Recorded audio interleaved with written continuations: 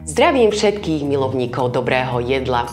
Aj keď leto končí, jeho sladkú vôňu si môžeme preniesť do kuchyne. Dnes si spolu pripravíme domáce mekučké rošteky, ktoré naplním makom, slivkovým lekvárom a pokojne ich môžete deťom zabaliť aj na desiatu.